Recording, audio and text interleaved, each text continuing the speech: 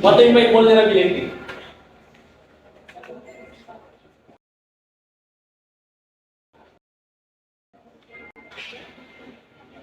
Sige daw. From the word vulnerable. Kahinaan. Ano?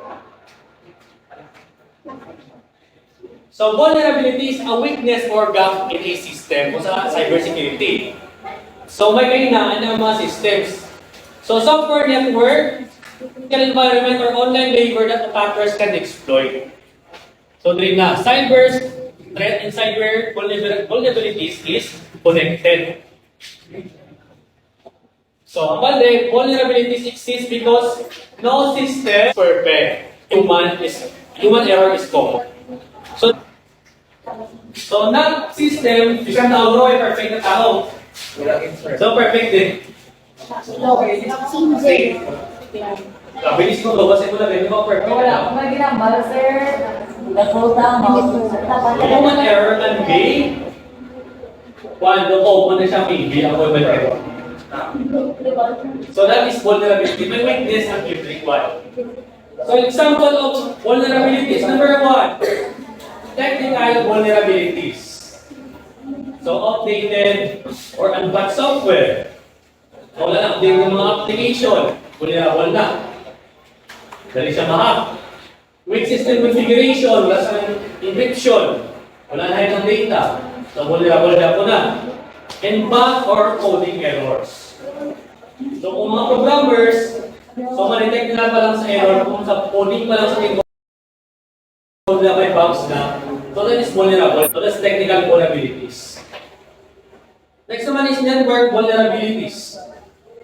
So from the word network, pwede siyang internet or LAN. So for firewall protection, wala sa firewall. So firewall is, firewall. Fireworks are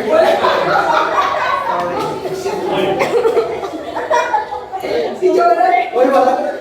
Fireworks! Fireworks. Sige, naman po. Si Jonas ba? May panyo na. Si Jonas sabi niya dalawa. Laro pa nilis pa na eh. Ay, mo sabi sa bukaway mo eh. Kami tama! Sana niya ako yung power, sir. Dito, nasa ko.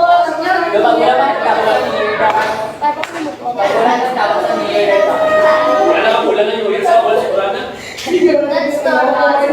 Oh, human error is common. Normal lang na. Yes, sir. What is network vulnerabilities? By four firewall protection. Si Jonas mo. Si Jonas.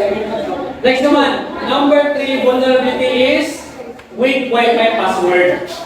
So, dali ako na yung Wi-Fi. Siya naman Wi-Fi password is like hotspot 1, 2, 3, 4, 5, basta 8. Sir, ano sir? Basta Manay na sa 10. So, 4 works na siya.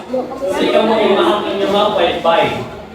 So, that is network vulnerabilities. Next naman is human vulnerabilities. Alay sa tao ang vulnerability. So, weak or use password. So, weak, may inang password niya, huwag may walang password. That is weak and use password. Number 2, clicking unknown links. No. Hi! Clicking unknown links. So, ganda mo. Yung vulnerability niya muna. Kung siya kabalo ang link ito, pwede siya i-scam. Okay, number 3, sharing information online. Kung i-share mo information mo through online, huwag ka na malungan, pwede ka dito laban sa imo. That is human vulnerability also. And then, number 5, is common sa mga panahon matigulang lack of cybersecurity awareness. So, makita ka matigulangan sa mga panahon sa gamit ng Facebook, why sila patay pang minut sa mali, kagapati sila dahil sa kakatabo.